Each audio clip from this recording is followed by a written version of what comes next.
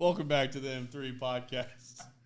This weekend we got Logan and Ricky on from the MMG squad, and Jake with Legrand Metalworks. I got on. You've taken it to where it's out. Now you got you got Metal Wizard. Oh yeah, you got all kinds of tags now. Plasma cutting wizard. Yeah, Plasma cutting wizard. That's a next level. That's just not just Metalworks. No. So now I was trying to think of I was spinning my wheels of the introduction, and as I was going, I was like, do I introduce him as Plasma Cutting Wizard? I mean, I didn't want a boring bio.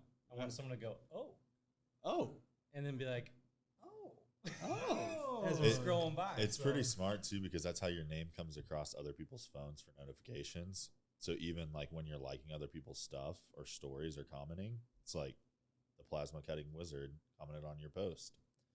So that's an unintended consequence. Yeah. And then so like you liked one of my stories, and I was like, who the fuck is that? So then I went and looked, and then I was on your profile again. Interesting. So Just keep changing up hidden strategy in social media. Yeah. No. Now I gotta get like a log of them going. Yeah. Appreciate you coming on. Appreciate having me. Yeah. Excited. We were just talking. 2025 is your year. Yes. It's still early in the year. You got a lot of shit happening, Yes. and I want to deep dive in on everything business wise, everything that got you into what you're doing, and kind of some of your challenges and what you're doing to overcome them. So, where do you want to start the story at? We'll just start in college, because I think that's when things really began. So like my parents, we have just recently sold. We had a restaurant, so I worked there with my dad for at least 20 hours a week. So when I went to college, anytime we had a catering, I'd come home, cater. What kind of food was it? The best. Kettle beef, fried chicken. If you wanted a ribeye, I'm guaranteeing you we had the best ribeye in town. Where are you from? Ribeyes for us over on this deal? I mean, I could try to whip up the old, get everything, loosey-goosey again. But no, that's in Frona, Missouri. I'm actually from Friedheim, so Cape Girardeau. Okay. So, we shot a wedding out there. Okay. So yeah, I'm down the boot. That's where I'm from. It wasn't just a long drive up here for the podcast? No. So growing up, I always drew houses, different views, and so I thought I wanted to be an architect. So are we talking like 5 years old? Oh, I guess square box, triangle on top of it. Oh yeah, I guess dog I said over I on was the going to side. start college, but I went way back. Back in 1994. No, I literally from the simple you were born houses. 94? No, I was just from the conception. Oh, I went way to the Way beginning. back. way No, to the I'm a beginning. 95 baby. Way back. But yeah, literally simple houses all the way to I was like painting houses in my I guess that would have been sophomore of high school. So I thought I wanted to be an architect, and then coming along thinking, okay, what do I want to do? Found an architectural engineering at KU, University of Kansas, and they had a reciprocity deal with Missouri, so I got in-state tuition there for that program. I was like, okay, so we toured the place, loved it, super cool. Up there. You went to KU? You went to KU? So we'll just bleep that out. Sales Yeah. Podcast is over. Join us again next week. Yeah, I got head out. Yeah, that happens a lot. But Stop him basically- dead in his tracks there. no, I'm back. Basically, I needed some money, and I didn't want to work like a retail job or fast food or anything like that. And so I found undergraduate research, basically labor. So you work under specific professors, and you just basically do whatever they need you to do, whether it's carpentry, lifting heavy things, pouring concrete. I lifted testing. heavy things in college. I didn't get paid for it, but Ricky still lifts heavy things. Yes, he does. I do. Only on my own terms, though. Not like for work. It's very different. Very different. But yeah, so I was doing all sorts of stuff, and my boss, David Woody, he was welding one day, and he's like, "Hey, do you want to weld?" I said, "Oh yeah, I definitely want to. I want to play with that, because it's. I mean, literally, you look over and there's just fire and sparks and bright light, and that's. You're just over there moving heavy shit. Yeah, so you're like, yeah. looks like more fun than what That I'm looks doing like over way here. more fun.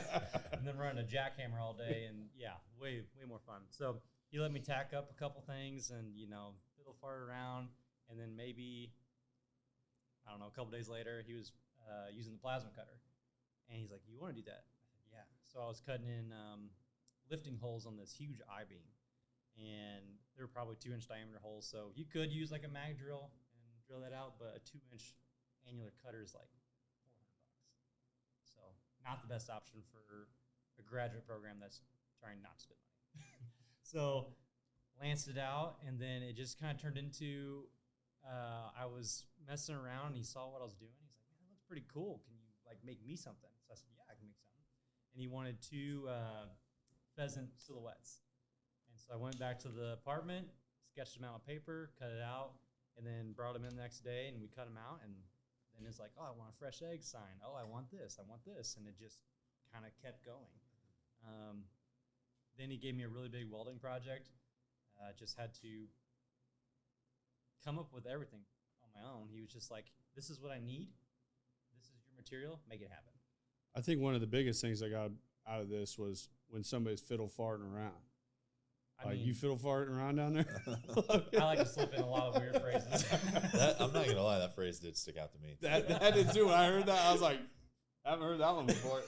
I've heard a lot of shit before. Yeah. You've never heard that? No. Is that a Kansas thing? It might be a small town. Yeah. Yeah. I mean, my high school had 100 kids.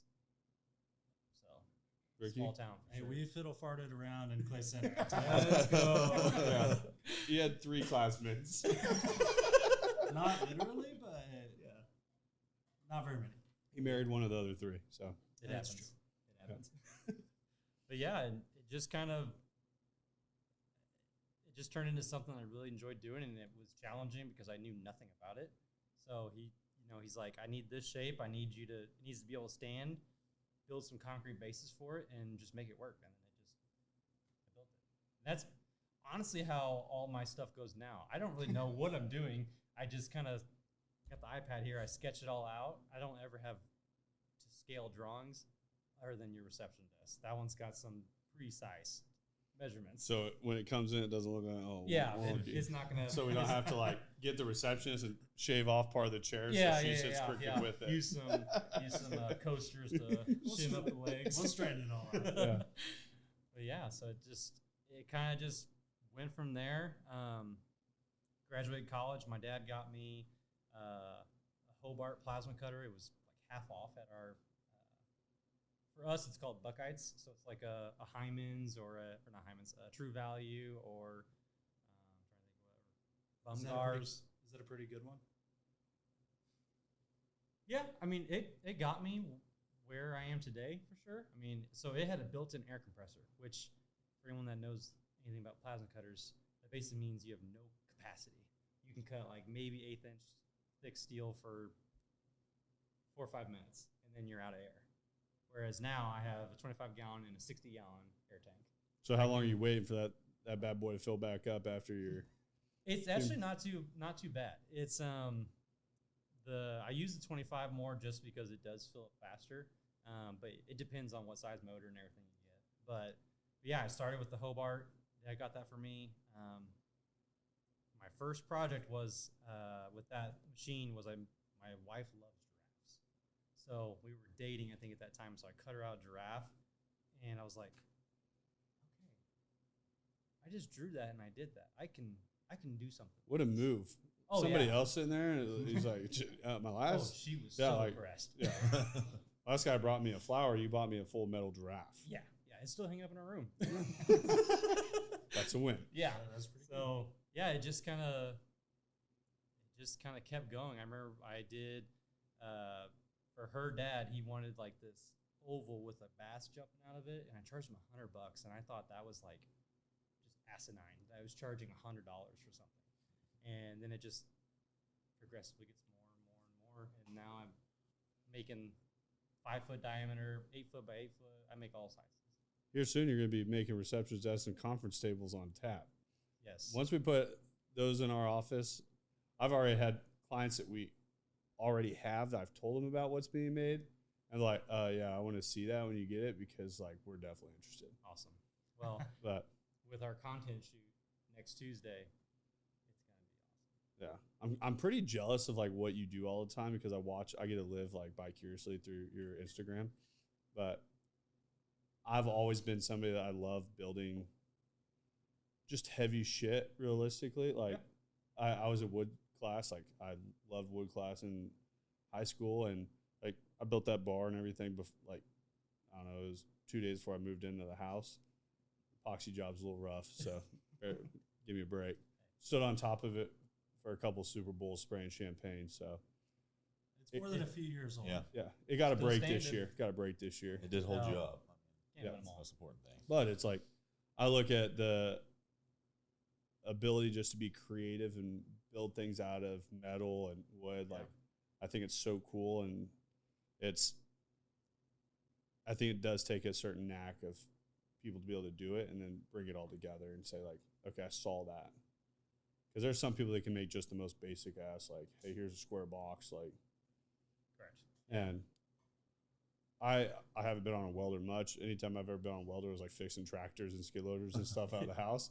Nothing really cool. Yeah. Like, it was like, hey, that's broken. Like, got messed up. This, that. Like, we didn't take stuff back up to John Deere to fix it. It was like, Yeah.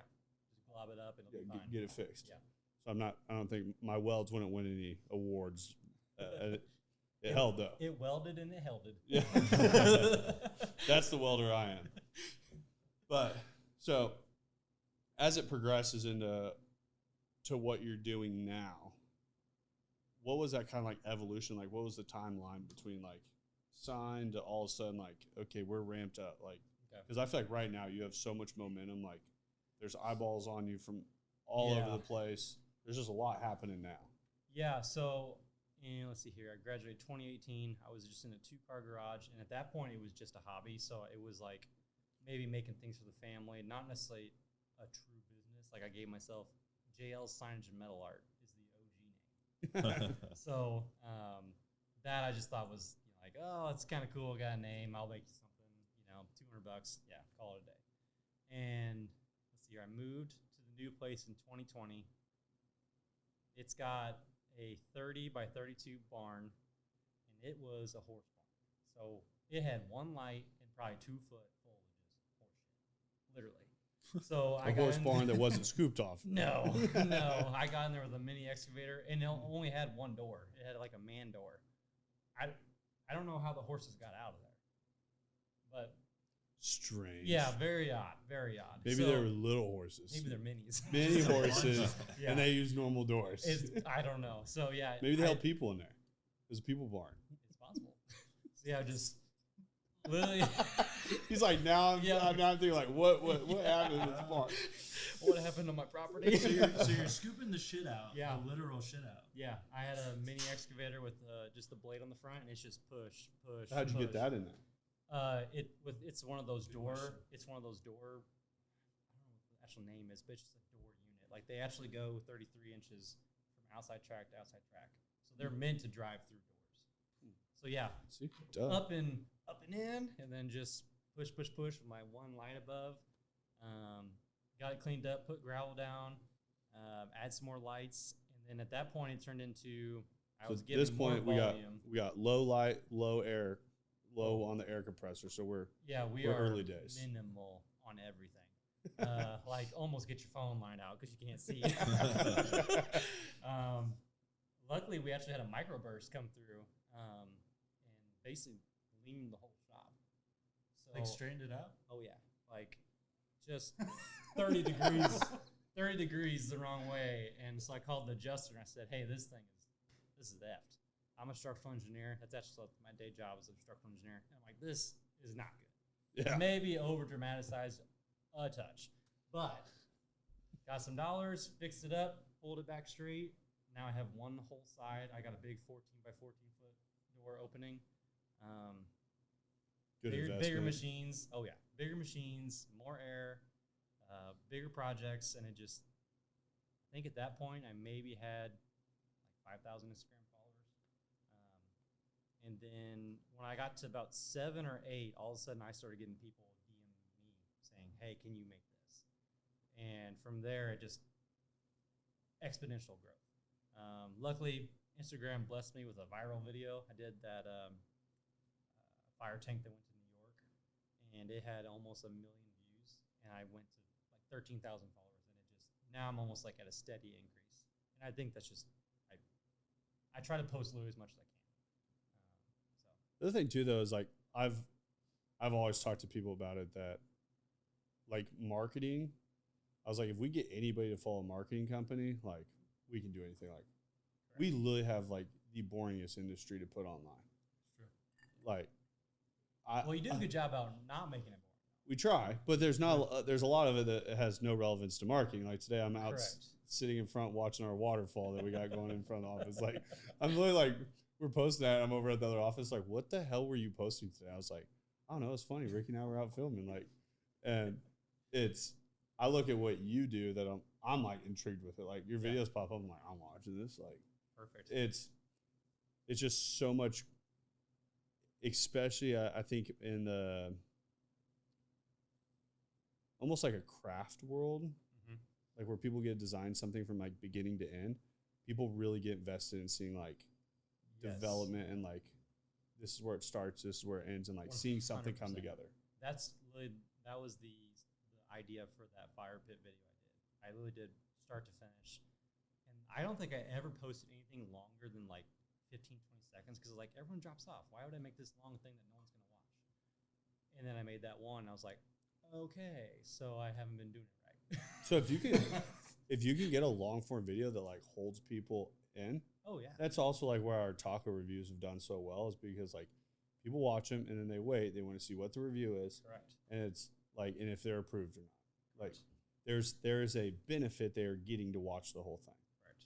Where when you're crafting something or you're building something that I get sucked in those things all the time on TikTok or Instagram or whatever. I'm like, oh, they're building some shit. Like, what's it going to look like when they're done? Yeah, yeah. And then it's like they get to it and they're like, oh, into part 1. I was like, okay, I go to their page and find part 2. Exactly. I'm already this committed. I'm like, I've spent a minute of my time. I got to go find the rest. So then it's like, you're down that rabbit hole and you're like scrolling their page. I'm like, why did it hit me with a video that was posted so long ago? I'm halfway down their page. I'm like, well, that's kind of cool. And then, then all of a sudden I'd catch myself 10 minutes navigating around their page on a bunch of random shit. Yes. I'm like, where's this guy located? Yes. But I think that just happens. Like, I think that's a cool thing about social also is there's some big, huge metal company out there that's doing very cookie cutter projects. And you come working out of a barn trying to get it all put together. And then you're like, they're probably looking at your stuff like, how's this guy doing it? I get that question a lot. They're like, how do you build anything flat on the gravel? It's like, just use your brain. You can figure it out. I mean, I have a flat surface. It's not level. Wherever your bubble goes, just follow your bubble all the way through whatever you're building. It doesn't have to be perfect. That's one thing I want. I want to show people that this reception desk. No. It's still gonna be level. It's just gonna. You got to follow it through the system, if you will. That's an engineer if I've ever heard one. Exactly. But I want people to know that like you don't have to have the super fancy tools to build cool stuff. Like for me, this is very much an outlet too. So like my day job, I work 8-10 hours in the day while watching my 7-month-old, and then come home. I have the 2-year-old and the wife, and the next thing you know, it's bedtime. It's crazy. It's hectic, and you're like, I haven't got to sit down and just all day. So the shop time, that's what that's for me. And you put the hood down and just do whatever you're doing, and everything just goes away. So it's. So I've thought about turning my single car garage. My wife's not super fond of this idea, but I want to turn it into a wood shop. And she's like, "What would you do with this stuff?" I'm like, "I don't know. Like, everyone would have a cool lamp. Like everyone's getting a lamp. I'll make you the coolest cutting board, honey." Yeah, like my thing is in high school. Charcuterie board. High school, I took a woods class, and then the second they're like, "Hey, you can't take that class again." I'm like, "Is there anything else I can take?" And they're like, "We have wood turning." So I was like, "That'd be cool." Oh, you'd sit at a lathe, you put a big dip in, and then you just sit there and you're we made stupid shit that you'd never need. But I'm like, lots of lamps. You get a lamp. You get a lamp. Yeah. But it's like I'm gonna start end of every month. Like we have an MMG awards ceremony. Everyone gets. I give out like 3 lamps. So it's like I think that'd work. Yeah, I think so too. They're like Dane handcrafts these lamps for us. I think you should do it. I think I should. I think you should. But I'll tell you that it was probably one of the most relaxing, like zen things that I'd ever done. Like I just sat there and I was like, you know, high school when you think you have a lot of things going on in your life. Yeah, and you get nothing. Yeah, I was like, I have all these things going on, and like I'd get into like wood shop class, and I'd sit there and I'd sit at that lathe and just like, I feel like I sat down and the class was over. Yeah, I was like, damn, was that 4 or 5 minutes? Yeah, that's how the shop was for me. Yeah, You look up and like, oh, it's midnight. I should go to bed. yeah, but I think when you're doing those things that you enjoy doing, time just like disappears. Yeah. But it's also, I've always enjoyed things like that because you get to see an end product. Which I think there's a lot of things in business. I think that is what I struggle with a lot is why I like the content space. It was something that if I went out and filmed and then I edited, like I saw end product. Yes. Once I pulled myself out of that, like I don't have really anything in my life that like I get to start and see end product. Like MMG's never done. Like, so where is that end product that like I just have a sense of accomplishment when I have like, I did this. Yeah. Even if it's a lamp. Like, or whatever it is I'm making. Like, there's not a lot of things you can make on Now a wood you have lathe. to build the lamp. Yeah. On a wood lathe, you don't have, like, tons of options. You can make bowls. Like, Yeah. everyone get new bowls for Christmas. Like, pins. Like, whatever it may be. But I also have thought about doing, like, a metal shop. But I'm also, like, cost-wise, much more expensive. And I don't know. Space. Needs a lot more space. And Pros and cons of both. yeah, I don't think my house is suited for a metal shop. I think I'd probably go the Will it be more of your neighbors? I'm thinking I get my wood shop and then we collab. He comes over to the wood shop and we have talks and like we record it and then I go over and I help at the metal shop. So then everyone doesn't get just lamps. It's like, hey, surprise, there's a metal item that's ready to get too. But so I do want to talk about this. Yeah. Have we had somebody on the podcast that's made a front page of a magazine? Not that I'm aware of. I don't know. Sniper Blade Works. Yep. Yeah, I guess we have. So, So close. You almost had first place. Ain't first last. Yep. That's not very many though. Yeah. I've been on the inside of a magazine, not on the front cover though. Flex. I was in the photo too. I like how Rick just throws that. Were you? No. Yeah, that's a good question. So I know the fire pit took off. So what was the idea behind the fire pit? Really, that guy didn't give me much. He sent me a picture of his like campground. Basically, you like pull in the drive, and it's a circular concept. So you got the meeting area in the middle, and then you just got cabin in a circular form. He's like, I want when you pull in, I just want a staple piece. I said, okay. And he gave me some rough dimensions. He's like, I don't know what shape. I don't know. I was like, okay. I was like, so what can I do to make it big, be effective? And I was like, oh, I'll go find a propane tank. That one's actually an old water tank. And he's like, okay, I want my logo. I want a door hatch. And he's like, just make it cool. I said, okay. Because first it started off as he wanted it horizontal, not vertical. And so I don't know if I have them here anymore. I sent him a couple sketches, and I'm like, it's not gonna look good. I was like, you're stretching your logo too much, and it's not looking proportional to the tank it's on. I was like, if we go vertical, I can kind of have like your logo, something underneath it, and then just fill in. And we did that. He wanted like a little campground scene with like a cabin, the smoke coming out, and he wanted his logo. And there was just these two sides that were just empty. I was like, I need something.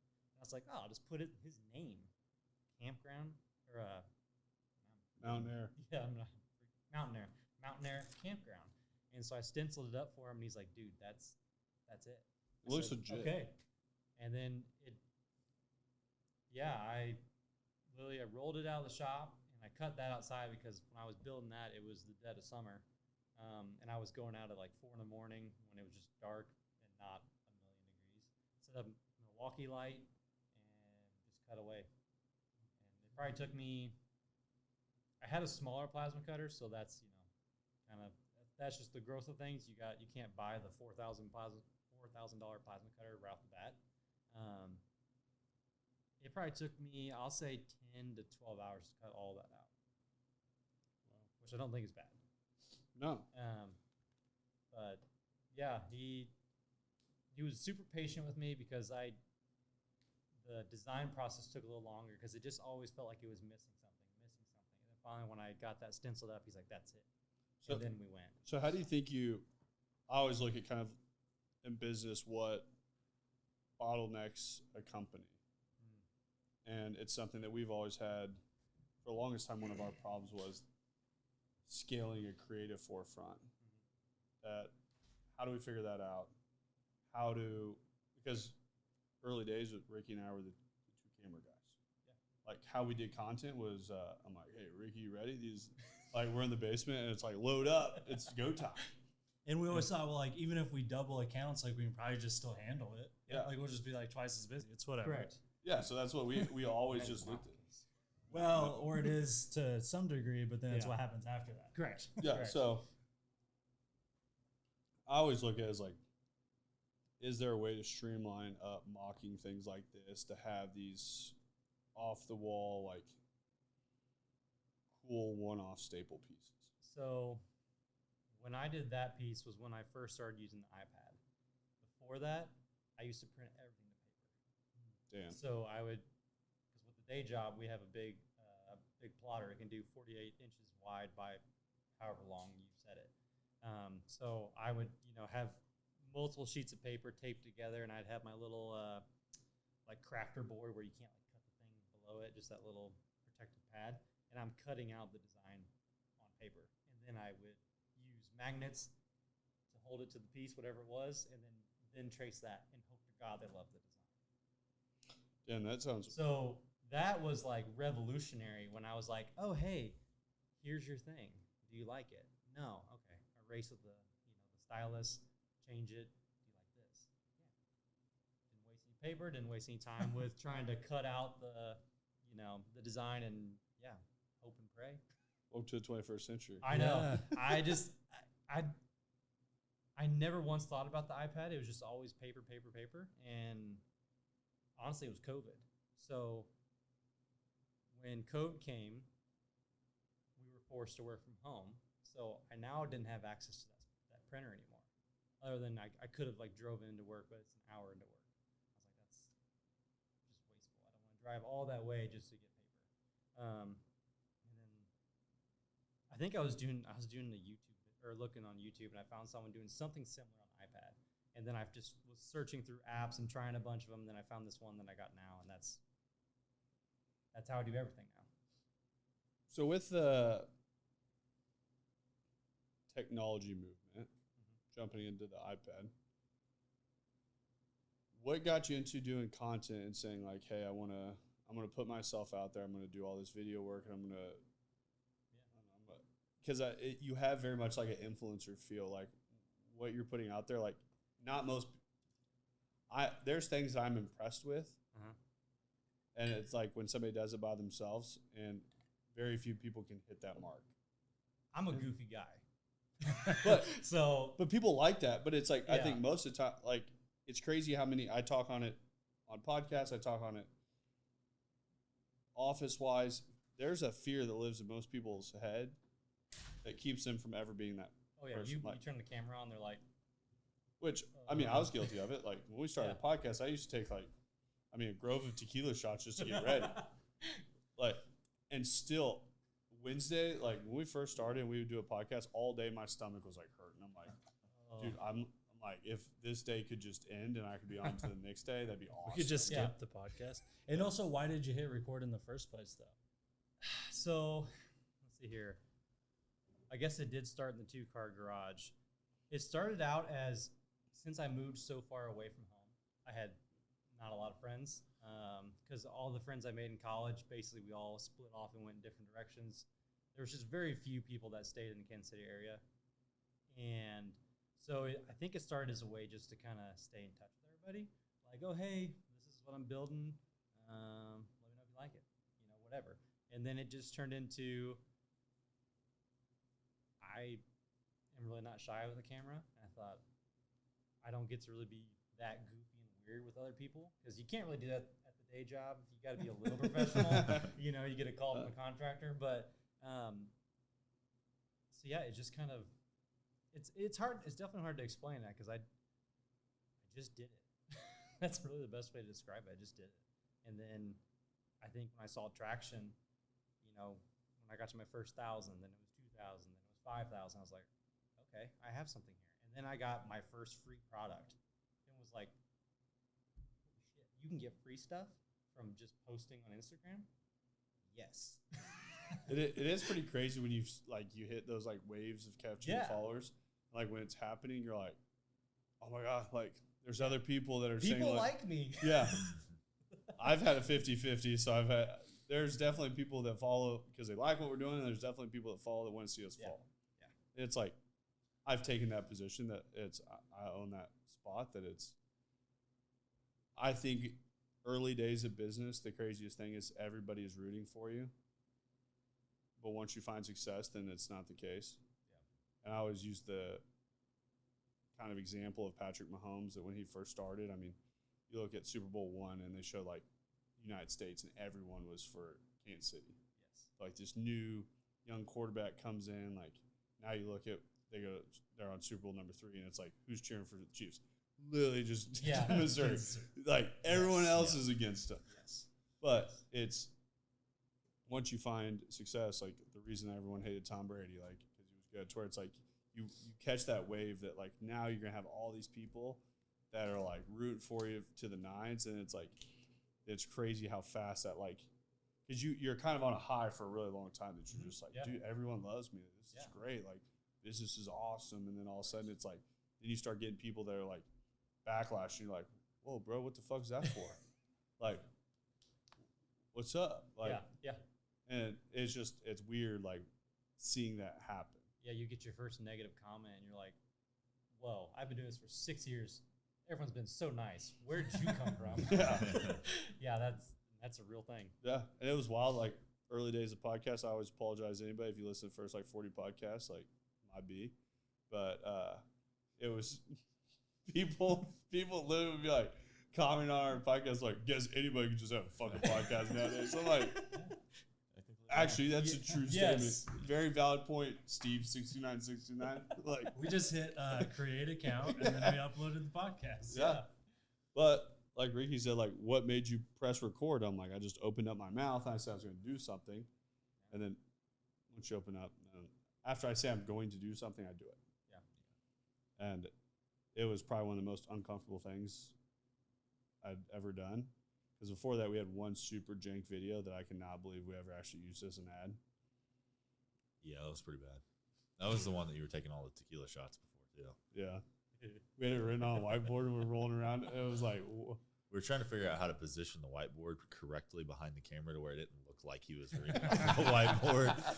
How did they do this? It only had one sentence to read. I mean, it's honestly amazing. We even made it. We didn't know how to do. We didn't know how to do audio. We just had the wrong cord. It turned out Ricky solved that problem. We apparently had never heard of a teleprompter. Yeah. Logan's why the fuck did I join this dude in his basement? He's this dude's a dipshit. Yeah. Yeah, that's actually when we look back at we sucked a lot. But we just kept going. Yeah, we just kept figuring out, made mistakes. We're still really good at making mistakes. Yeah. That's what I think the coolest thing of business is, having the ability just to get up every day to say, hey, I'm going to mess things up. And I'm not going to be perfect, but I'm going to learn from it. And we're going to don't make the same mistake twice. That's the key. Because there's always a lesson if you're willing to find it. Yep. Because I definitely was looking through some throwback posts and I was like, oh, sweet Lord, someone gave me way too much access to like the effects tab. Like it's like starburst, zoom in, zoom out. It's like, dude, you did everything so. What year would this be then? Don't go back. Don't go back and look. I'm just saying, well, Ricky's probably- gonna target me here soon because when he's like, dude, why do you crossfade everything? I'm like, what do you mean? It's like it just Yeah. it all fades, like everything faded. It into looks something. cool. It It looks was- there's cool, a lot of bro. crosses up It going was on. probably 2019 because in 2018, you know, like when it would be when I started posting and it was like just posts, so like pictures and whatever, and then get into the video side of things. I'm like, oh, I need to make it needs to look interesting because what I'm doing isn't that interesting yet. Because at that time it was like, cut my name out, cut like, you know, The cut giraffe. out like KU. Hey, Yeah. that giraffe is Hey, iconic. easy, can't target that. Taking his room.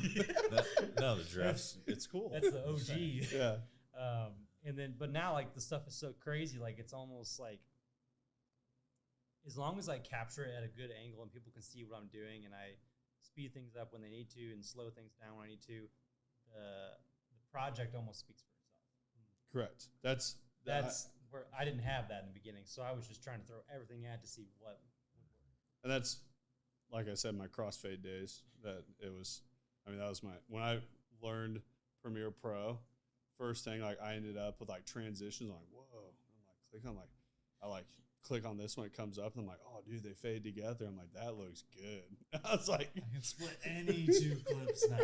it was literally like I would take so long filming. I put it all together, like crossfade.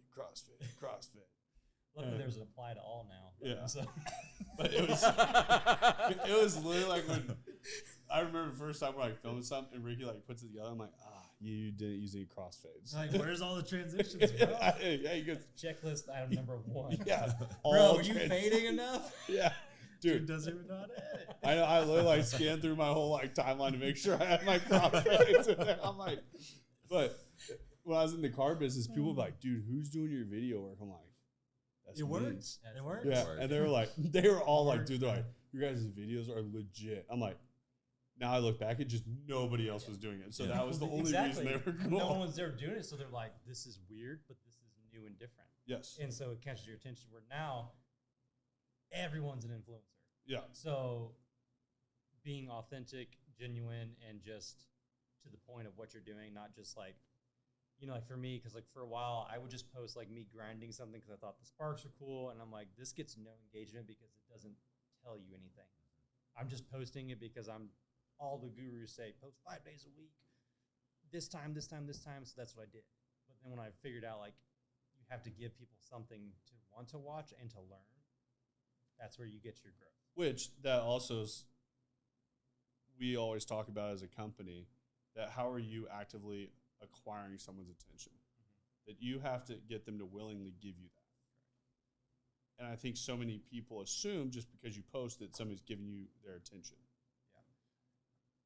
That's super true because there's been things I've posted and I don't ever repost because I'm thinking, oh, out of my 12,000 people, half of them saw it. No, not a chance. So I did a test and I posted the same thing like 4 times, and I got, I was looking through the likes and looking through the comments and trying to try to combine metrics and basically who's seen it. I'm like, it's a different audience every single time, and I was posting at the same time of day. I was like, so there's nothing wrong with reusing old content. Yeah. As long as you maybe put a little spin on it or just like change the first frame so people don't go, oh, I've seen that next. You know, it's You funny. know, We're try gonna, we're gonna repost one piece of content. Jason like message us like, "Hey, I've already seen this." I might. This would be the first one. Yeah, first one. No, but it is just like crazy to see what the other problem that we have in the marketing world as a whole. There's a lot of people out there that don't have any earthly idea what they're doing, and they give advice. That Yeah. I get calls all the time to speak at real estate events. And they're like, come speak at this event for marketing, blah, blah. I'm like, what are you paying me? They're like, oh, no, it's a free event. I'm like, no, I'm not interested. Like, I don't need to come just speak to a bunch of agents that aren't going to do it. So then they're like, they find some agent that's posting online a lot, isn't yielding much business at all. And they're like, oh, so-and-so will do the free event. So I'm like, now we have somebody that doesn't know what they're doing, gets no engagement, gets no interaction on anything that they're doing, no views, and then we're gonna have them teach everyone else how to do it. I go, this sounds like an awesome idea. Yeah. Jeez. But it's like you see it all the time. Yeah. And my wife gets invited to them like through her office, and she's like, I'm not going to these. She's like, she goes, I actively know, like, she goes, I outperform the two agents that are speaking, them put together. She goes, I outperform. Yeah. But because they post every day and get 30 views, they're going to go in there and they're going to tell everyone, like, this is what you need to do. Well, they do the consistent thing. Yeah. Which is if you post every day, you're doing the right thing. And that's just not true. I mean, there's companies out there that still post that it's national whatever the fuck day it is. Right. And they're like, well, I'm marketing. I'm like, that's not marketing. Yeah. No. That's a free post that doesn't do anything. Like when I see those, it's like, ugh. Post something like about you. Like everyone knows it's happy whatever day. Yeah.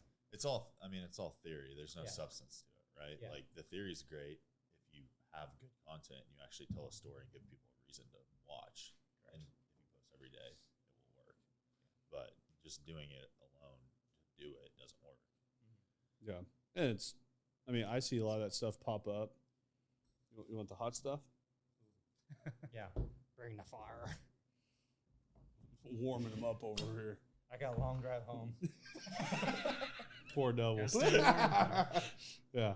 It's cold out there. There's ice. The truck heat stopped working. No, that actually happened in my wife's car.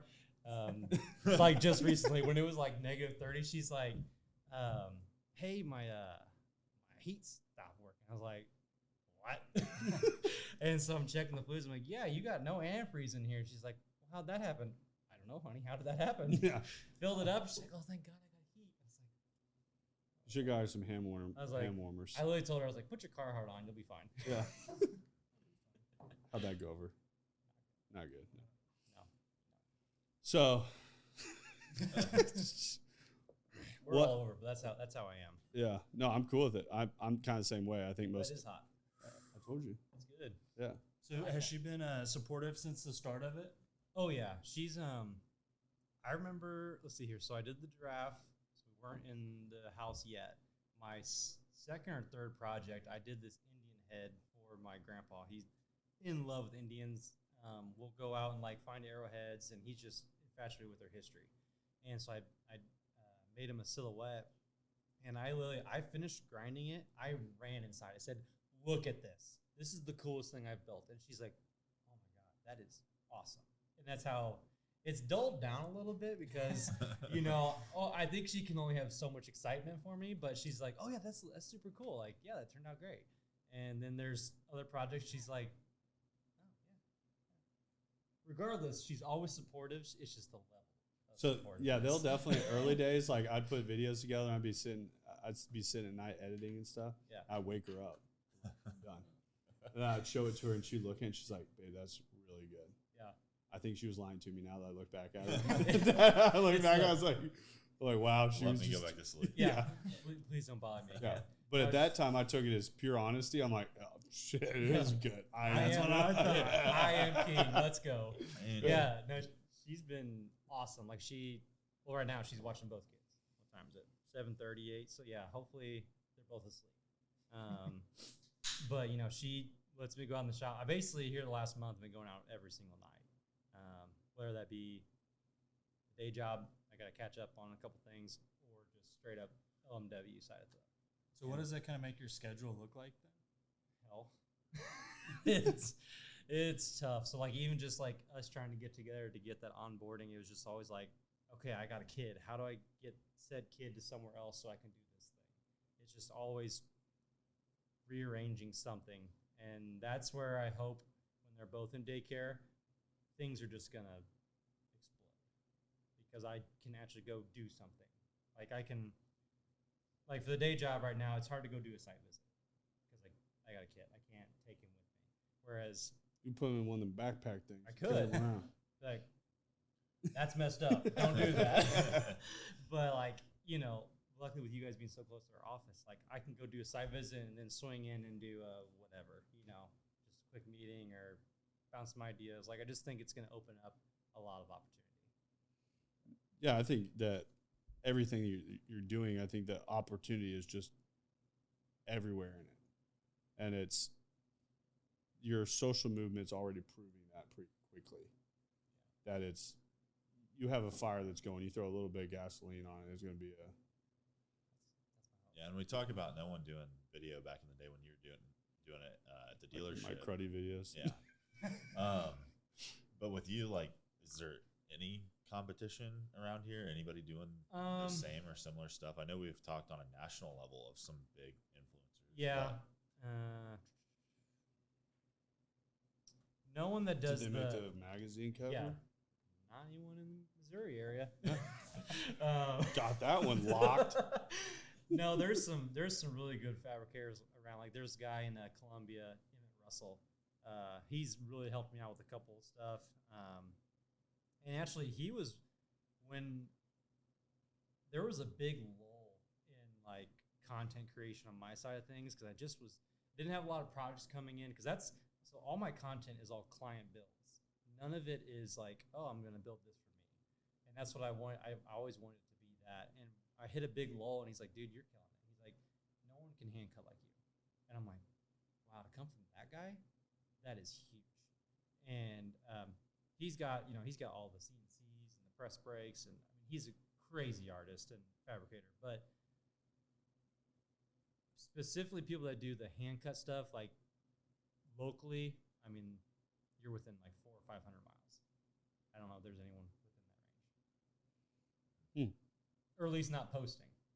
Yeah, That is the problem. Is there could be some really talented people, but they're not posting. That is the other thing too. Is like you talk to anybody, it's like out of sight, out of mind. Like, how do people know about someone else in today's time? Like the crazy thing was when you came into our office, like I felt like I knew you. That's cool. 'Cause I feel like I know all you guys. Yeah, but it was like a vice versa thing. You're like, what's up? And I was like, what's up? Like I was like, dude, this is like we know each other, but like we don't know each other. Like, and it's crazy when you see somebody online, which it is weird too when we have people come in the office now. They're like, Dave, what's going on, man? I'm like, what's up? Yeah. And I'm like, then I'm sitting like looking at Dre or something. I'm like, how do I know this guy? I'm like, Ricky's like, you don't. He knows you though. But like they'll listen to the podcast and I'll like Trucking in the office. yeah. It's just they follow all these different things, and it took me a lot to be able to put myself out there and be that person. Yeah. But now I've also seen the benefit it does for the company. Yeah, and it's like you were telling us about your parents' restaurant back home. You said that they have the best steaks. It's like you can have the best steaks in the world, but if you don't tell anybody about it, nobody's gonna know. We had on there's the content menu out there about it, we might see it and say, "Hey, let's take a weekend trip down to the Boot Hill, Missouri, and try this restaurant, see the mountains." What was that guy that was Keith something on TikTok? He goes, tries the food. He eats it in his car. Gets millions of views everywhere. What is this? I don't know. This guy blew up everywhere, but he would literally travel the country, and he would go viral. And he would sit in his car, and people would submit restaurants that weren't busy. And then he'd review their food, and then it would just, like, he would literally take a restaurant that has no, like, people would put a deal on, like, my dad opened this restaurant with a dream to sell chicken wings or whatever, and, like, there's nobody here. Yeah, Keith Lee. And just overnight sensation. This guy would, like, go up somewhere. If he literally reviewed a restaurant, within 24 hours, there'd be a line all the way down the street. Wow. That's crazy. It's like Dave Portnoy. Yeah. Yeah. Oh, yeah, 100%. But it's like that idea of it, that we had one of the places we did taco review, they reached out to us and like, we can't thank you enough. That we like strolled in there. I had the whole restaurant to myself. We go back like 3 days later and there's a line out the door. That's cool.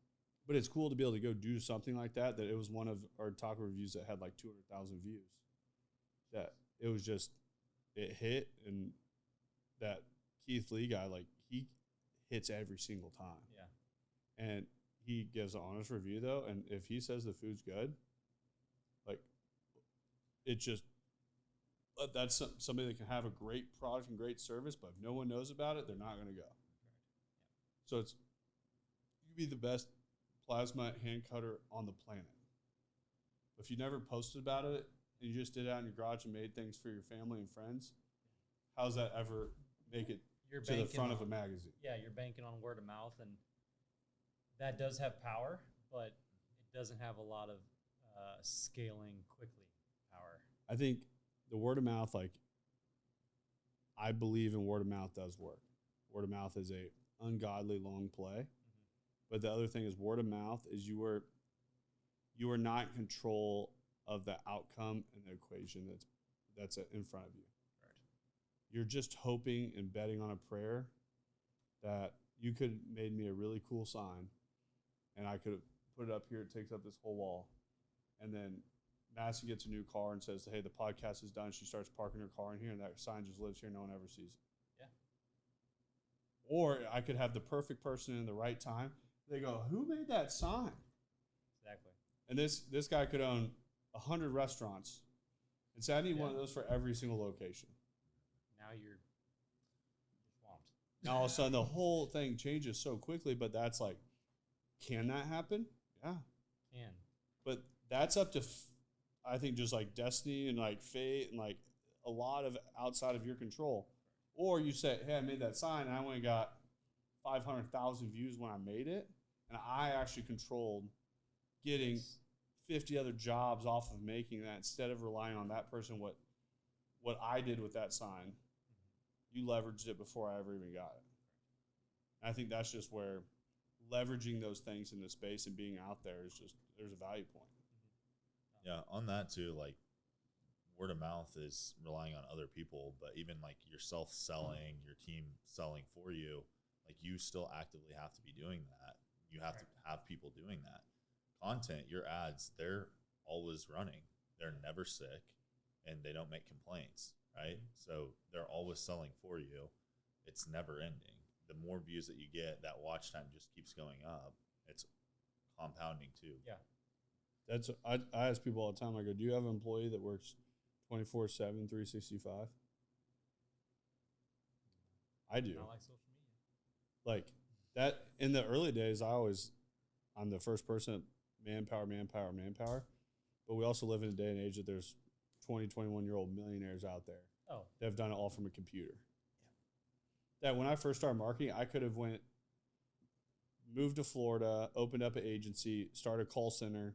It's called nationwide, sold $4.99 marketing all over the place, hired a bunch of people in the Philippines. Really wouldn't have a person underneath me. Just kind of brokered stuff through. But there's people out there that do that exact thing and make millions of dollars doing it. But it's like the idea of what I wanted the marketing space to be was way different. But you also see that you go out and you get a ton of eyeballs and those people are getting those leads for those people to call based on ads, to where it's like their whole business model is just based on an ad forefront that generates X that puts into a call center that then calls these people, then sets up the sale, then has the people to do it. And it's a circle that however big you want to be is based on the ad spend you're willing to put up. So as they progress, it just keeps doing more and more ads. And then it generates this whole, because that was the business model in the beginning. I was like, I could make that. No one, MMG would never be known by anybody. Then people would just wonder how I made money. But that's the power of what ads have. Now, if you can take that and plug it into a legitimate business that scales with the people, build the brand around it, and do all those other things, like there's a power in that most people don't see, but it's that digital footprint that you're working out of a barn that you've set up, that once again, that there's these big, huge corporate companies that can't compete with you. It puts you on a playing field that nobody can take that. Yeah. So that's like, has been our move the whole time. Like no matter how big the marketing agency out there is, they can't take what we've done on social.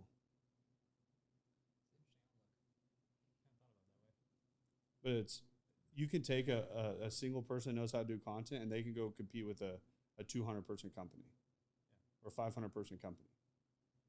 Like I look at huge corporate companies that can't figure out how to get any engagement on their social. But that's why we stayed away from the Google world. Google's an auction house. And it's like, say we scaled up 4 years in, we get to where we're at right now. We have all this work, and we're like, hey, we spend $20,000 a month, and it generates us X amount of work. This is what our system looks like. This is how we scale. If we turn that off, the faucet turns off immediately.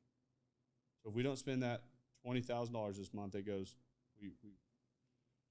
granted, our business is a little different because it is residual money, but I look at it as that point, we could have the biggest players in marketing come in and they say, hey, we don't want them to have a single additional deal. They could just outbid us on everything Google and then just stomp us like a bug. But it's the same thing. It's like if you were building your whole business off of Google and you're just running Google ads, and you're getting some traction, and all of a sudden one of the big players sees that you're doing it. They just put more money into it. Yeah, and they'll have the money to do it, and they'll say, okay, we'll just bleed you out. It happens in industries all the time. It's not talked about, but it happens. Social, you build a huge social following, they can't come in and just outpay to take that from you. So that's why I think the cool thing is with social, what you can build with video.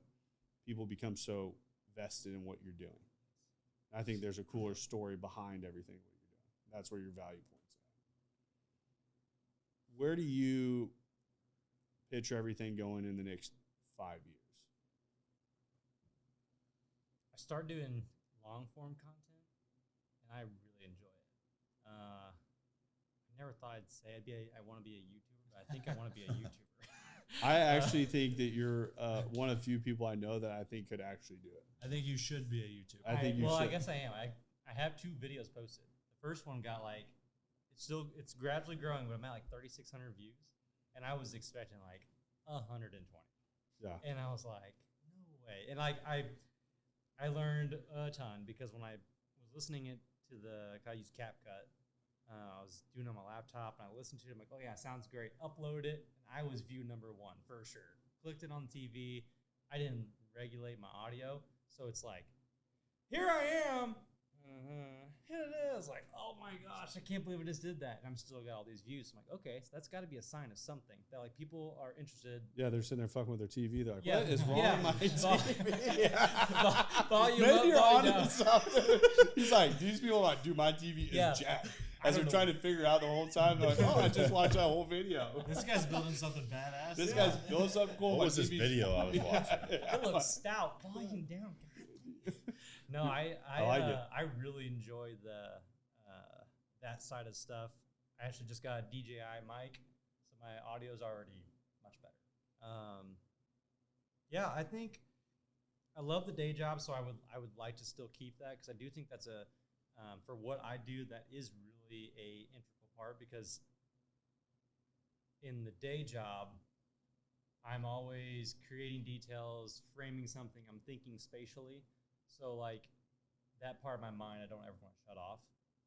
And then when I come to the side gig, when I'm trying to build a sign in my head, I'm thinking about all the layering. Where can I put lights? Do I need to put a hole here? Can I bolt this part? You know, kind of using that day job I think is super valuable to what I do. So I think if I could be 2-3 days a week doing that and the rest doing YouTube, I would be ecstatic. And I think, I got like 19.5 thousand on Instagram right now. Who knows? I think The thing is, I think when you get on that roller coaster of it, it happens really quick. Yeah.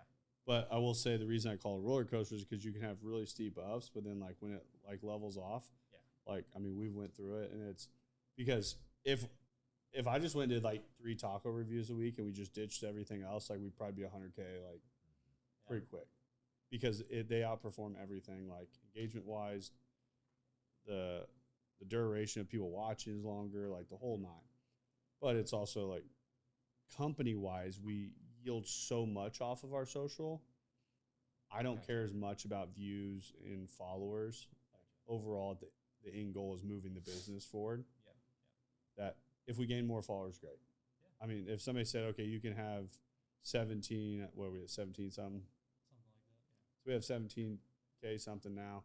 But it's like, they said that, or we had 5,000 followers that were like the most loyal 5,000 people you've ever met, like ride into a fire with us. I'd take that 5,000 like 100%. 10 out of 10 times. But it's out of our 17, we do have probably a good 2,000 to 3,000 that are like crazy vested in. Will like watching all of our stuff every day. Like those are great people to keep in funnel, but it's cultivating that future client right now. Correct. And that keeping people educated on what we're doing, what's happening, showing the growth, the momentum. But the other side of our social too is we use it for acquisition of employment. Mm-hmm. Yeah. So everyone always thinks of it, social as acquisition of work forefront, but the employment side comes side by side with it. You get too much work, you need more staffing. Yeah. Most people can't figure out how to staff up. Yeah. They get kind of in a pickle really quick.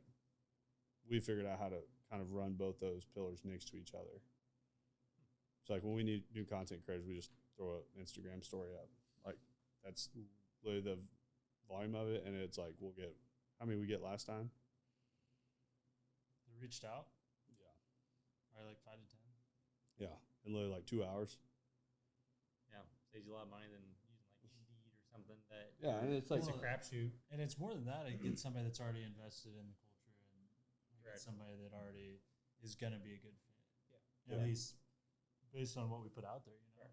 Yeah, because most time people watching in, a lot of them kind of recognize if they'd be a fit for us or not. Yeah. I feel like we run a very kind of polarizing, like this is where we stand, kind of aggressive movement. Mm-hmm. It just doesn't look the same as what typical marketing does. So that's where we want when people come that they're leaning that way already, instead of coming in and being like, and we can see it before we ever look at a resume or anything. People come in, we're like, yeah, that's not our person. Or people come in and like they're around people the way that they're interacting. I was like, one of our guys that one of our account managers, he'd messaged me. He goes, hey, I know you're looking for people on the marketing side, because I don't know anything about marketing, but I'm a hard worker. He goes, can I put my name in the hat for the next person? This dude he was doing drywall for like 6 years. Yeah. And he came in as complete stud. Like, but no other marketing company can't say would have taken that bet. Oh, no. But my thing is like, I don't give a rat's ass about a resume. Yeah. It is. The best resume we ever were handed. I've looked at one resume since we started. It was the worst hire I've ever made. So, yeah, it was, I don't know, I think the right people cross you at the right time, and I think everything happens for a reason. You're right where you're supposed to be when you're supposed to be there. And it's like, I look at everything you've done and the way you've positioned yourself in market, and you're right where you're supposed to be. It's not by accident.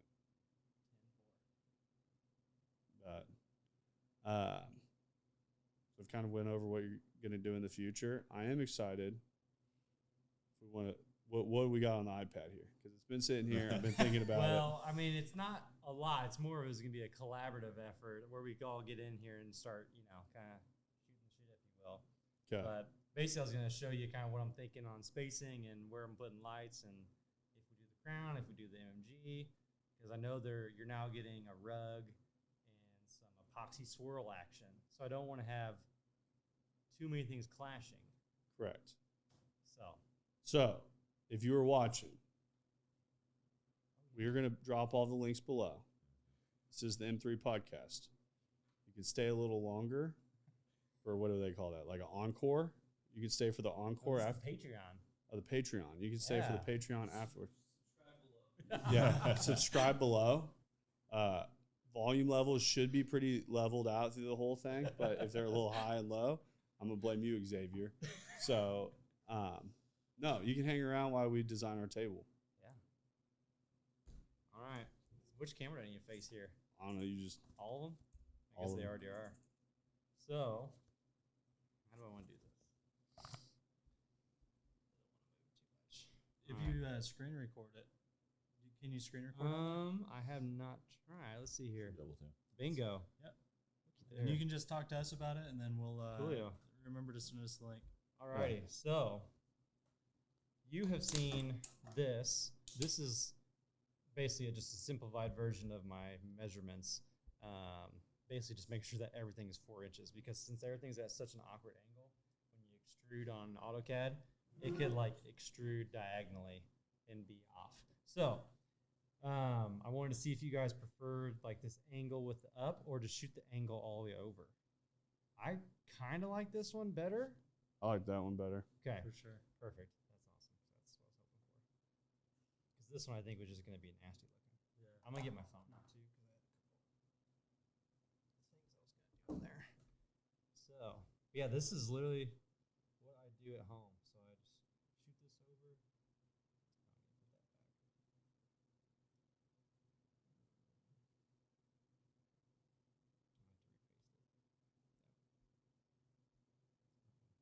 Edit, undo. This is what I do at home, sitting at my computer. We'll tell everyone this is your first time doing it on the iPad. And everyone's thinking, what a noob. No, so I'm trying to get this basically so you can layer everything.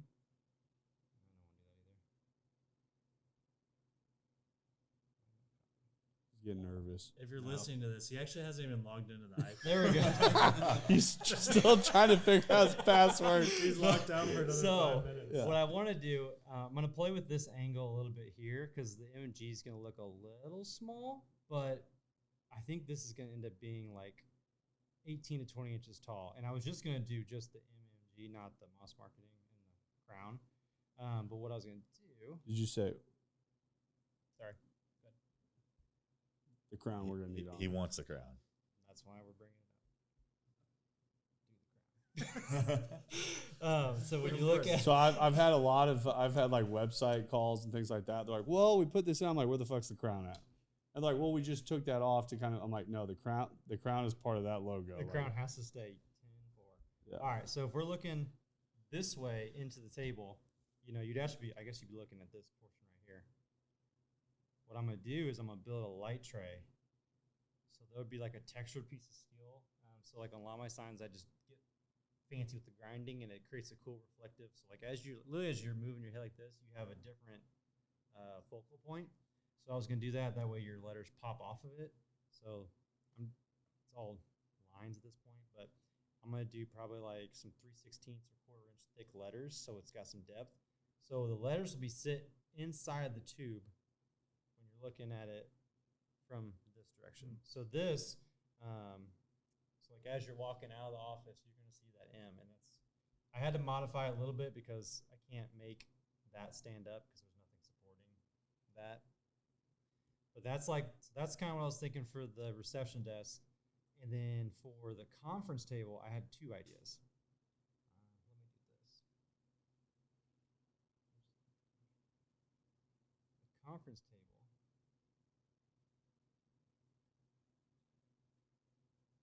I was thinking I can build 3D letters. So MMG would be your base. I like where you're going. You're going to like MMG. it. We already kind of talked about it a little bit. It's not, I'm not going to crop it because I don't want to F this up. So I'm going to make 3D letters. And then what's going to happen is I want to use channel. Because channel's got a cool profile. It looks like this from the side. So what that's going to allow me to do, so there's going to be, so these will be 3D. I'll use red. There's going to be, something coming up out of each letter, and there'll be a big fat base on this thing. Then the channel is going to come through and create your top. So as you look at it from one way, so if we're looking at the angle of it, we'll kind of dive in. It'll look something like that from the long direction. So instead of just being like a boxed in like this, the internal of this is going to dive into the table, kind of give it some extra character. Reason being is, remember we talked about the words? So I was actually listening to your latest episode on the way up here, Matt something. Mm-hmm. I'd butcher his last name if I said it. That's why Yep. I'm like, I was I hoping introduced you him as got it Matt. with Matt. Yeah. Matt with one T. With Yeah, one T. with one One T. T.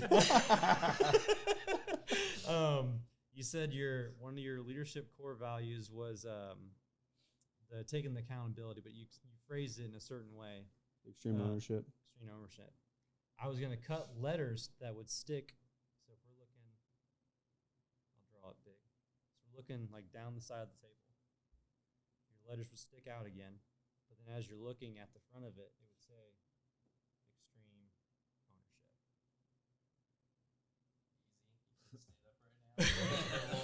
My pants are fit a little weird. And I think because I was trying to think of words on the way up here like that, based off like what I see on your guys' side of things, like how I would describe you. And it's like everyone says they have a quality product. I was like, that's not an MMG. It's not quality. It's like it's exceptional. So I call it the gold standard.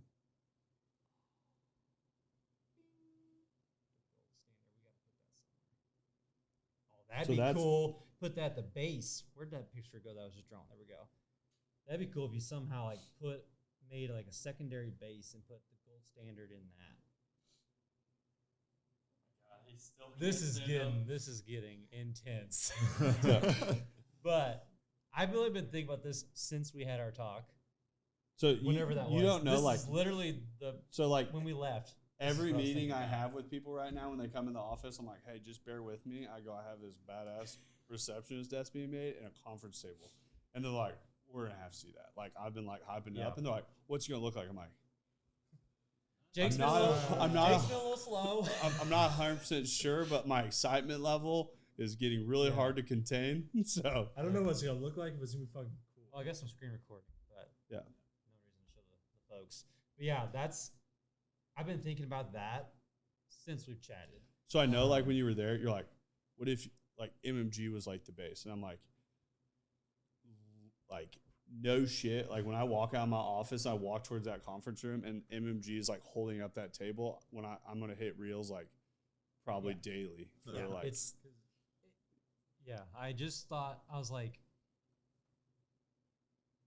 every conference table has, like, I shouldn't say every, because there are some people out there, like, we were talking about the guy that does, like, the excavator, or the whole scene. And I was like, okay, so what can I do that's, like, no one else? I'm like, I'm going to incorporate the logo into the table. Because most time it's always like, oh, you got, 2 deals, you got your tabletop, and maybe they add some cool braces, and it's like, okay, well, that doesn't work, because if you want people to sit here, you're going to be kicking that. So the MMG is going to be, it'll be sunk in, so that way, you can have seating all the way around. But yeah, that's where I'm headed. And I had a feeling. do you need help? I'll come help build this. I'll be out there tomorrow. That'd be cool. That could be a cool series. Yeah, that would be cool. Well, that's why I don't want the welds all fucked up and look like shit. Well, So don't I'm actually back- let 'em, like, no, dump anything? maybe Like, you maybe just- I'll you get need- Just take everything. him on a grinder. Yeah, I'll get Yeah. everything lined up. Okay, pull the trigger and go. Yeah. Yeah. Do you need me to hand you anything? Do you But- need, Ain't no meter socket. I brought 3. do you need another monster? I'll go get you a So- monster. Yes. A towel Well, and a I've been Monster seeing this Squirt bottle. in And the another podcast. light. I'm like, that's what I need is a monster fridge. But yeah, no, because I'm doing a big shipping container expansion. So like I have the existing horse. That's super thin line weight. The existing horse barn, and then I got a 40-foot shipping container, and then there's about 28 foot there, so I can park 2 trucks and work on 2 flatbeds at one time. I'll all get covered in. I'm gonna have all my tools inside the container. Yeah, it's gonna be wild. You say that like it's a really simple. It is very not, but I always go in it thinking it's not gonna be that bad, and then just figure it out. That's literally kinda he's what gonna happened get these built. I'm just gonna be here. so excited, and then I'm gonna be like, "What can I get Jake that would just really excite him?" And he's gonna have a shipping container dropped off to his house. That would excite me. Yeah. Because then I'd be like, okay, now I need the excavator because I want to stack them. Yeah. Now we go up. Yes. The only thing what to think about this is it's gonna be heavy. So I was. And Oh, how we do big like of a heavy. door do we have? Yeah, I was thinking. Yeah, I was thinking about that too. Because So question on that: could you make it to where the top can be bolted on and taken off? I 'Cause- was gonna make this, or these will probably be pipe, just because pipe is super sturdy. They'll have like flanges, but they'll be. I'll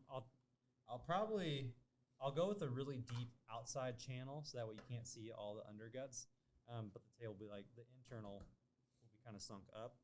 That way it'll give me room to kind of put plates and then basically just lift it, set it, bolt it, done.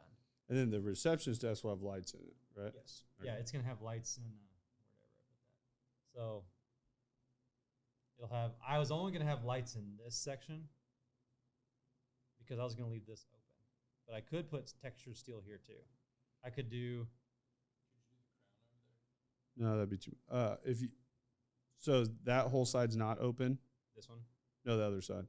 This is gonna have the textured steel. That way, your MMG with the crown can have something to shine on. Then I'd probably want to do textured steel on that side too. Okay.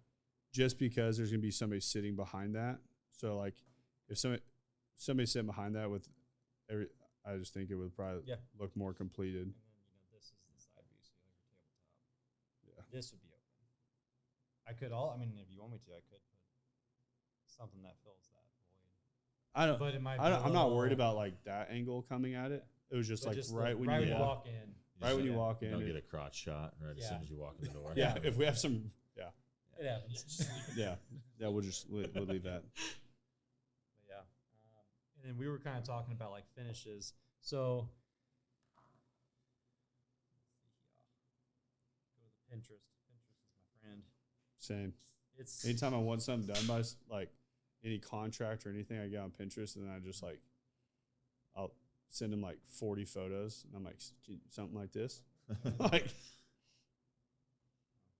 You big Pinterest guy, Ricky, with the baby coming. so like You know I'm not. I think you Lauren's know been with doing the some raw work on steel there, when you but- do a weld, you would normally grind that down, but you're gonna have all these shiny spots. I'm So cool with that. you know you'll have shiny, shiny, shiny, shiny. Like every spot there's an intersection, you'll have that raw steel color and the shiny. So one thing I was thinking of that, like if you weren't super loving that, what I can do is let me back this up a bit. When I grind these to prep for weld, I can basically come in and like only grind a very small portion. No, I like of that the whole like, color. I like that whole like shiny look. Like, Oh, Whoa. yikes. That's right. You would not believe how many times that's fallen in the shop. That thing is a trooper. Good case. This is what we're supposed to be looking at. Oh, I don't know. That's nope, badass. Not this. Nope.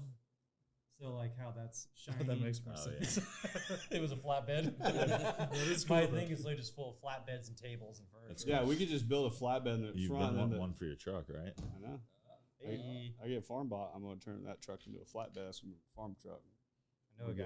We're gonna get a skate. It's me. But yeah, okay, cool. So you like that. And then I was just going to clear coat everything. On the tabletop color, this the reception desk. So in that pod with Matt, you said it was me black and gold swirls with epoxy, right? Right. What color is the rug? So I was waiting until all the epoxy was done and all that. Like Okay. the website I screenshot, like I can do it. The rug I plan on doing all black with like the gold crown in it. Okay. So it'll be like, because we have one logo that has like Moss Market Group written in like a circle. So I'm gonna do that like dead center in like an 8x8 rug. Okay. Right when you come in, but we've just had so much like in and out and everything. Like this Saturday they're coming in to do new lights all the way through. Gotcha. I plan on doing like a huge gold chandelier, like right in the entryway. So it's like I really want that entryway to like pop when you come in. But I've just been waiting on the rug, so the rug will be like kind of the final piece. Like, it will Yeah, go in. you don't want. They're kind of pricey, so I was like, the rug I have in there was down. not pricey. Like I got that MMG one when you walk in now. Yeah. That was like $100 on Amazon. So I'm like, if it just gets wrecked, Yeah. over the first couple months of the sales office, I'm fine with it. But then once it's all done and like ready, also be nice after salt's gone. Cool deal. Yeah, that too. I was thinking about doing like a white oak top, so it won't be like white. It'll be similar-ish to that.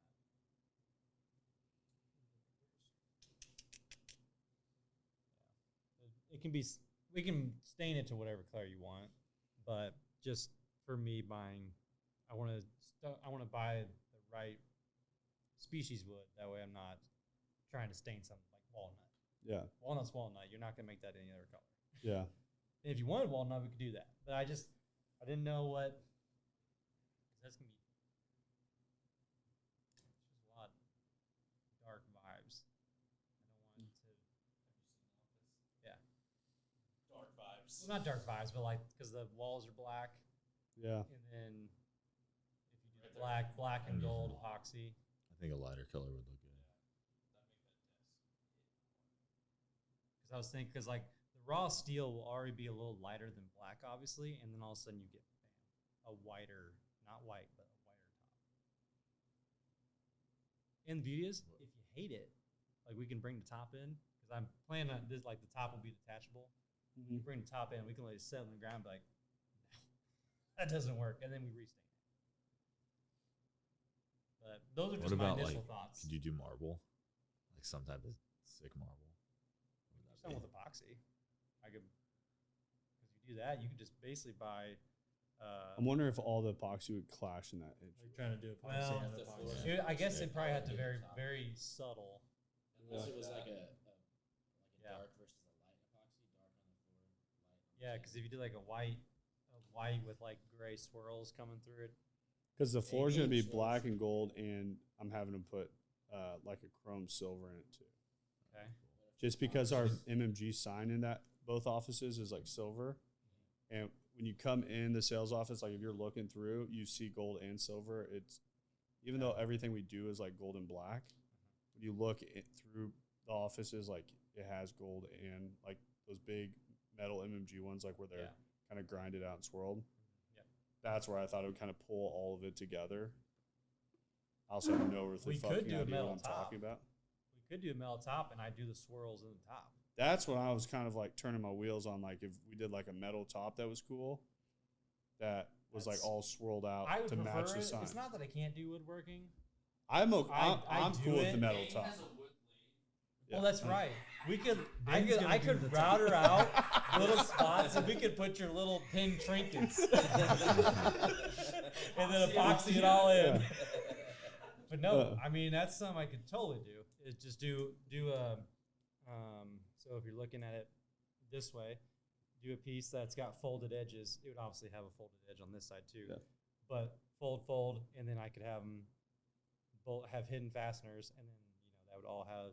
I could either match the swirls. We could do. If we could match the MMG sign in there, I could probably get. I mean, it's literally just. yeah. If we could get something that's similar, Yeah, I'm very. Only if you do the sound effects. Yeah. while I you're will. doing it. We'll get the mic and say, "All right, this is for you, Ricky." Doing that for 45 minutes. Because it would. what be if you want to it'll do be a long whole time. video where no tool's actually on? That'd be fun. You're just doing it with your sound effects. That in like an ASMR video, Yeah. that would actually That would be good. It's a skit about why he's in there till midnight every night. Where we got after starting. Yeah, Yeah. my wife said be quiet out here tonight. I turned on the saw. No, I'm No, cool. I like that better because I'm more of a raw steel type. Like all my signs lately have been leaning towards that style. Which my thing was that and the conference table. Like I have that airplane wing and the other Yeah. conference one. Then I like that steel look. Yeah. Like it's just And I feel like it goes with almost everything. yeah. It's just a neutral color. I feel like it's very much like our brand. That's like kind of industrial, like just badass. Like Yeah. no one's got a fucking table like this. Like no one's got a reception. Like 100%. And I just started trying to teach myself. It's called SketchUp. That's still around.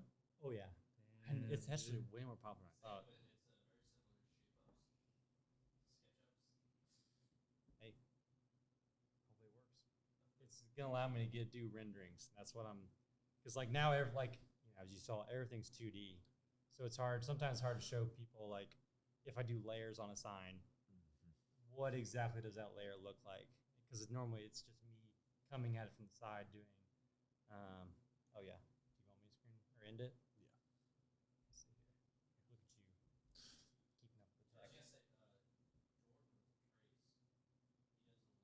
Oh yeah, that would be cool. That'd save me a lot of time.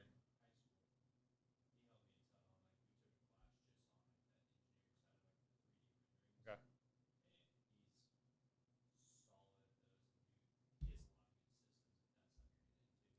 That would be beneficial for sure. Yeah, because I'm trying to think how these all go together. Yeah. Yeah, no, that'd be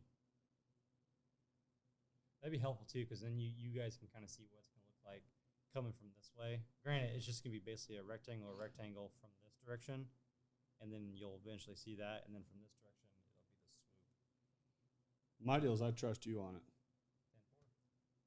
10-4. I'm I've really been. I swear I've been thinking about this. Like, I was like, man, I can't wait to talk about this because like I'm more excited about the conference table. Like I love the reception desk, but this one was like, So my thing is that conference table,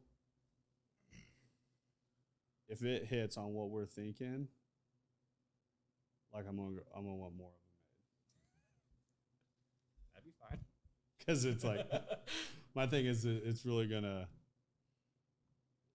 be something that I want. Like when people come in, like, oh, they don't have like one badass conference table. They have one Yeah. in like each of their conference rooms. Yeah. Like those kind of like staple pieces when people come in somewhere. Like, Instant conversation starter. yeah, and it's just You know, something maybe that, they're a little uneasy, and all of a sudden it's like, you dive into your yeah. how can we help you, and it's an easier transition. And we're gonna have to build a podcast table Yes. because this whole thing is. The setup's not good. Like the one on the end and the three, because then this person like needs to scoot back so the end. So we want Yeah, to because build. we talked. You said something What a like a U-shape. slight curve.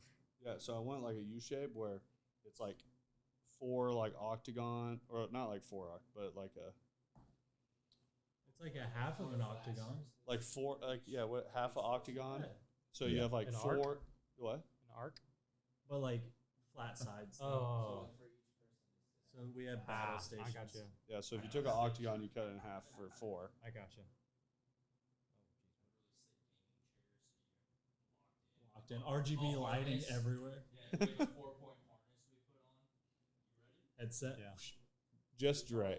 Dre gets like, He has the harness. Make him I wear, have a full helmet. yeah, make him wear a helmet.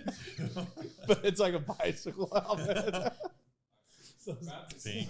one. All right, that was the encore, the Patreon. So, thanks for joining us on that. If you're still That's a here, first. congrats. Yep. But peace. Thanks for listening to the M3 Podcast. Be sure to subscribe so you don't miss the next episode. Want to learn more? Check us out on Instagram at Moss Marketing Group, on Facebook at Moss Marketing 58, or on our website at mossmarketinggroup.com.